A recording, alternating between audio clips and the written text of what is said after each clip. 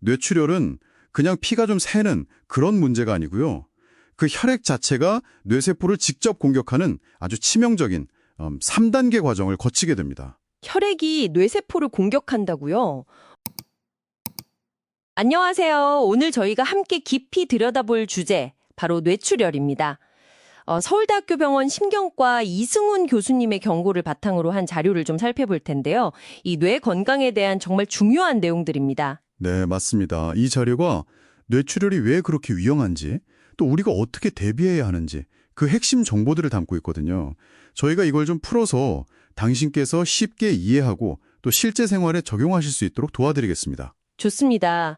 가장 먼저 궁금한 건 이거예요. 왜 뇌출혈이 그 혈관이 막히는 뇌경색 있잖아요. 그것보다 훨씬 8배나 더 위험하다고들 하는 걸까요? 둘 다 심각한 건 마찬가지일 텐데 말이죠. 그게 그 혈액이 뇌 조직에 직접 닿았을 때 그때 벌어지는 그 파괴적인 연쇄 반응 때문입니다. 이 자료에서도 지적하는데요. 뇌출혈은 그냥 피가 좀 새는 그런 문제가 아니고요. 그 혈액 자체가 뇌세포를 직접 공격하는 아주 치명적인 3단계 과정을 거치게 됩니다. 혈액이 뇌세포를 공격한다고요? 좀 더 구체적으로 설명해 주실 수 있을까요? 그게 어떻게 진행되는 건가요? 네, 첫 번째는 이거예요. 터진 혈관에서 피가 흘러나오잖아요. 그럼 그 피가 덩어리를 이룹니다. 이걸 혈종이라고 부르는데 이 혈종이 주변 뇌를 그냥 물리적으로 꽉 누르고 손상시키는 거죠. 그 핏덩어리가 직접 뇌를 압박하는 거군요. 네, 그렇죠. 그리고 두 번째 단계가 더 심각한데요. 이 혈액 성분들이 분해되는 과정에서 아주 강력한 염증 반응이랑 독성 물질들을 막 뿜어내요. 독성 물질이요? 네, 그래서 처음엔 멀쩡했던 주변 뇌세포까지도 같이 죽게 만드는 겁니다. 그리고 마지막 세 번째는 이 모든 과정에서 뇌가 전체적으로 붓는 부종이 발생해요. 이게 뇌 압력을 확 높여서 뇌 기능을 거의 마비시키는 상태로 가는 거죠. 그러니까 혈관 안에 안전하게 있어야 할 피가 밖으로 나오면 뇌한테는 이건 치명적인 독이나 마찬가지인 겁니다. 와, 피 자체가 독이 된다니 이거 정말 무섭네요. 그러면 이런 뇌출혈을 일으키는 가장 큰 원인은 뭔가요? 이 자료에서는 뭘 강조하고 있습니까? 자료에서는 크게 두 가지 핵심 위험 요인을 딱 짚고 있습니다.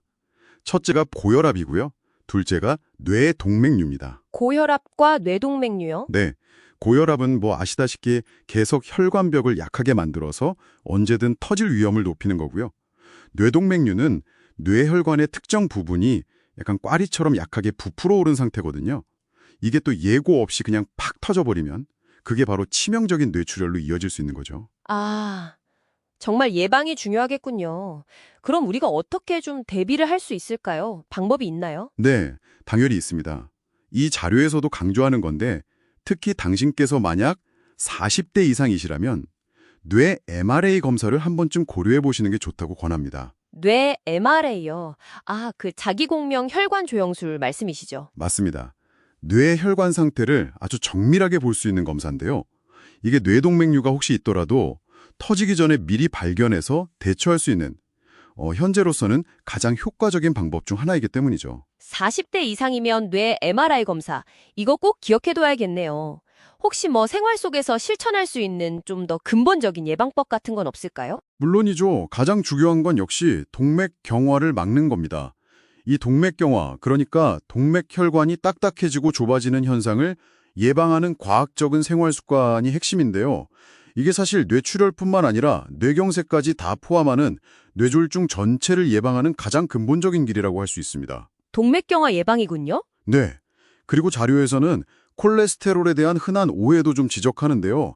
예를 들면 우리가 흔히 걱정하는 LDL 콜레스테롤 수치 자체만 보는 것보다는 혈관의 염증 상태라던가 콜레스테롤 입자의 질 같은 게 동맥경화에 더 중요할 수 있다는 거죠.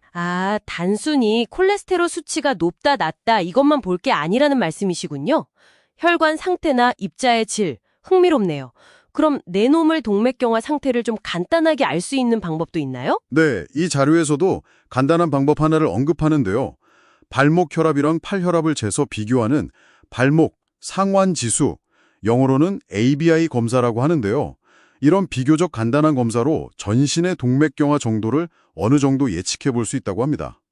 발목이랑 팔 혈압 비교요? 네, 물론 이게 뭐 확진 검사는 아니니까 정확한 진단은 당연히 전문의와 상담하셔야 하고요. 그렇군요.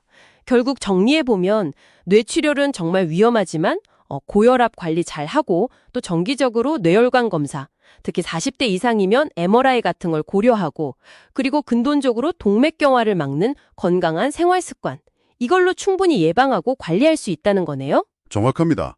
핵심은 위험 요인을 제대로 알고 적극적으로 관리하는 데 있습니다. 이승훈 교수님은 심지어 뇌졸중을 우리가 노력하면 멸종시킬 수도 있는 병이라고까지 표현하셨어요. 그만큼 예방이 중요하다는 걸 강조하시는 거죠. 뇌졸중을 멸종시킨다. 와, 정말 강력한 메시지인데요. 자, 오늘 저희는 뇌출혈의 위험성 그리고 어떻게 예방할 수 있는지에 대해 깊이 알아봤습니다. 이 교수님의 말씀처럼 이 무서운 질병의 위협에서 벗어나기 위해서요, 오늘 들으신 내용을 바탕으로 당신의 뇌 건강을 위해 지금 당장 시작할 수 있는 첫 번째 행동은 무엇일지 한번 진지하게 고민해 보시면 어떨까 싶습니다. 뇌출혈 관리하면 우리가 흔히 생각하는 것들이 있잖아요. 뭐 예를 들어 혈압은 무조건 낮춰야 좋다. 아니면 뇌동맥류, 그거 발견되면 바로 수술해야 한다. 이런 거요. 근데 오늘 저랑 같이 보실 자료들을 보면요. 이게 꼭 그런 것만은 아닐 수도 있겠다. 이런 생각이 들더라고요. 근데 그래서 오늘은 이 자료들을 가지고 우리가 그냥 상식이라고 믿었던 것들, 그 이면을 한번 좀 깊게 파헤쳐 보겠습니다. 이 자료들이 기존 생각들에 좀 질문을 던져요.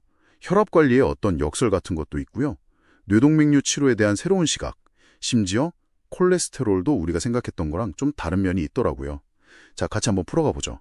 우선 첫 번째로 눈에 띄는 게 혈압 문제인데요.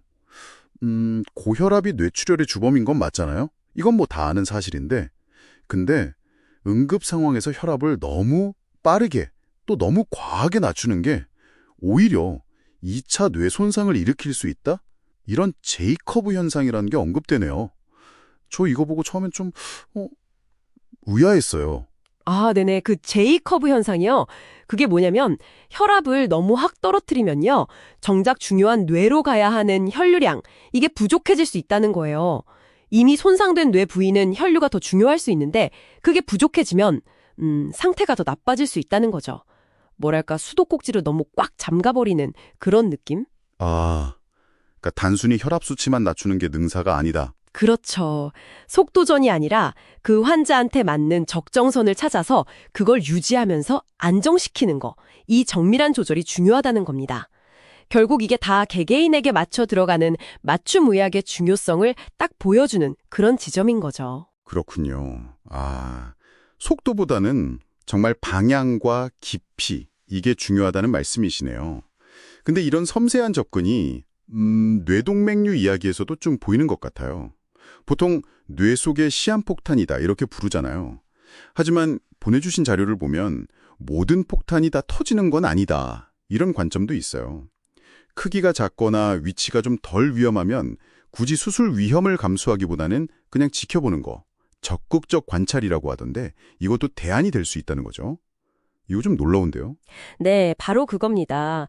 이게 동맥류 자체가 터질 위험성하고 또 수술을 했을 때 생길 수 있는 합병증 위험, 이 둘 사이에서 정말 신중하게 균형을 잡는 접근법이에요.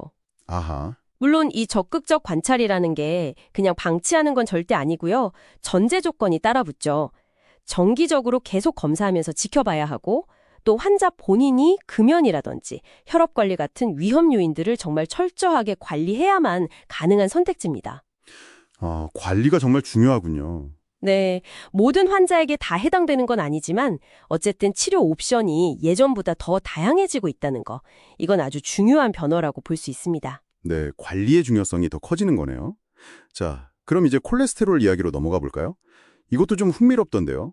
보통 콜레스테롤 높으면 뇌경색 위험 때문에 걱정하잖아요. 혈관 막힐까 봐.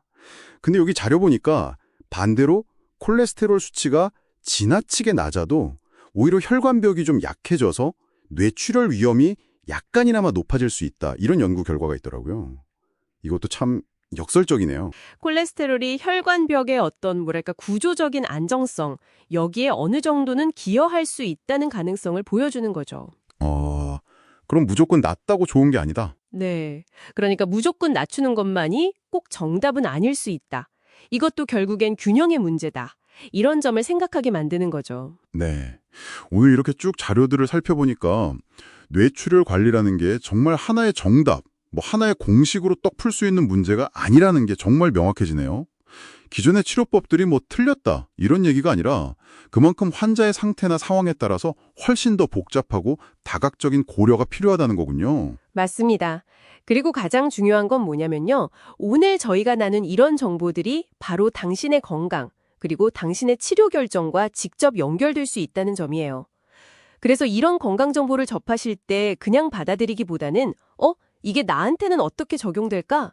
이렇게 좀 비판적으로 생각해보는 자세가 필요합니다.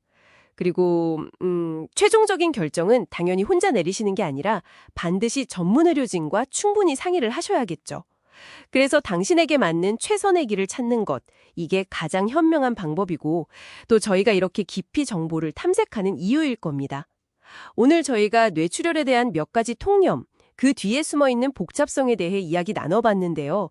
그렇다면 혹시 우리가 너무나 당연하다고 여기는 다른 건강 상식들 중에도 이렇게 개인의 상황에 따라서는 좀 다르게 해석하고 적용해야 할 그런 숨겨진 맥락들이 더 있지는 않을까요?